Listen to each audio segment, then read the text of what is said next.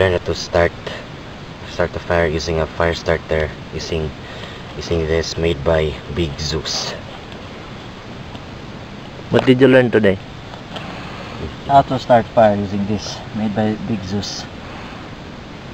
Okay. What else? Also to make a fire and not have it burn anything around it. How?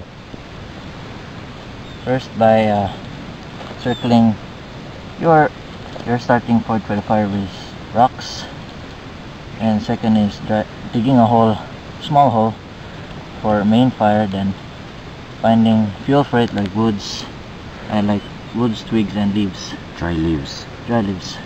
After that, made a start using this. Why is it important to learn how to start fire?